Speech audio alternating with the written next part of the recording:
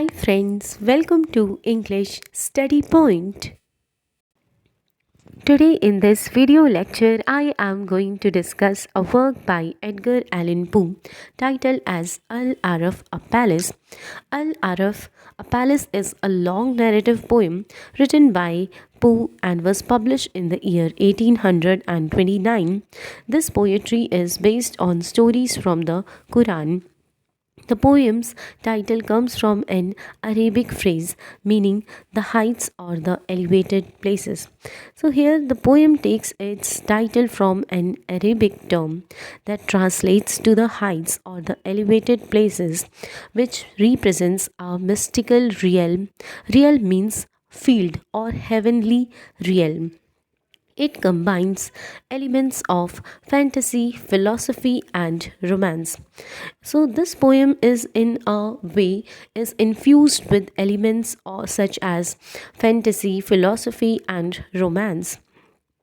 It tells of the afterlife in a place called Aaraaf. So here, through this poetry, he means Edgar Allan Poe creates a visionary world where spirits inhabit a celestial palace surrounded by an otherworldly landscape.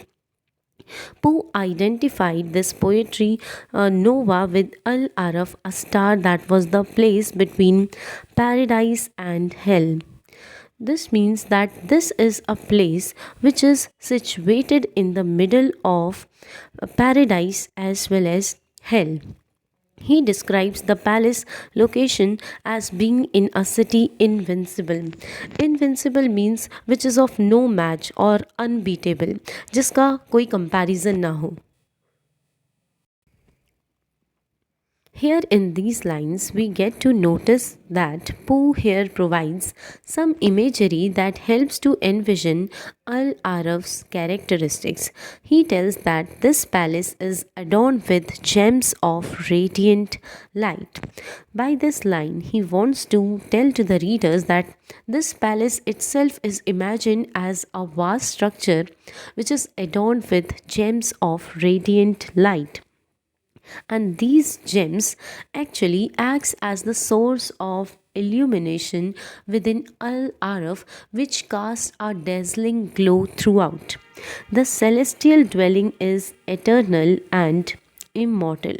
So people means celestial bodies which resides here in this palace, they are eternal and immortal, means that they never die. This palace exists outside of time and space, which means timelessness is emphasized within Al Aaraaf. Al Aaraaf is a symbol of grandeur and magnificence. Poet here in these lines, he tried to depict a scene of harmony and beauty which is situated inside the palace called Al Aaraaf. The palace is surrounded by a heavenly landscape.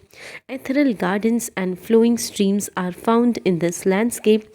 The palace is inhabited by spirits or celestial beings. These beings are depicted as robed and crowned. Here, first of all, in these lines, he introduces us to robed and crowned spirits who are engaged in this poetry in some sort of poetic dialogues, which and they try to express their love and longing for one another by engaging in a poetic dialogues with one another.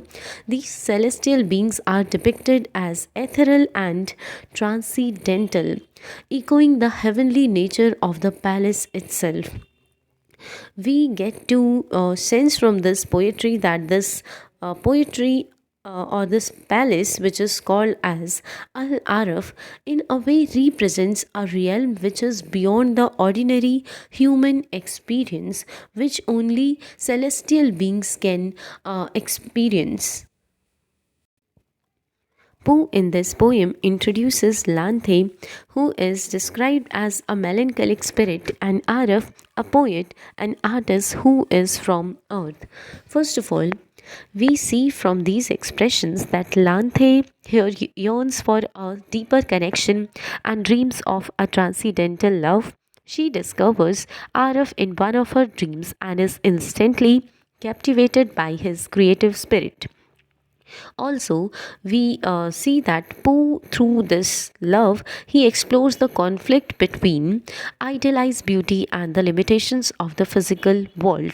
This kind of conflict also seen in Aaraaf and Lanthe's love, which ultimately becomes a symbol of the human yearning for something which is beyond ordinary.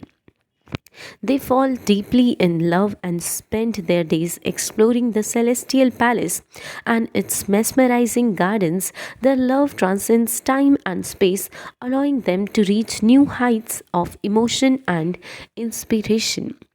Here we see that this poetry delves into the passionate and all consuming love story between Lanthe and Aaraaf.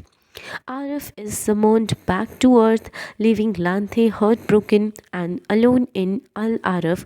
Aaraaf finds himself trapped in the mundane world, unable to return to the transcendental realm. Here, these two characters are left to grapple with the harsh reality that separates them. Lanthe and Aaraaf love remains eternal and transcendental despite the vast cosmic distance between their realms. This poetry, we in these lines, we get to know that this poetry is a testament to the power of love and the human spirit, which contains innate desire to transcend the boundaries of the material world. Then with this video lecture ends here. Hope this video lecture will help you in your UGC NET English Literature exams. Thank you.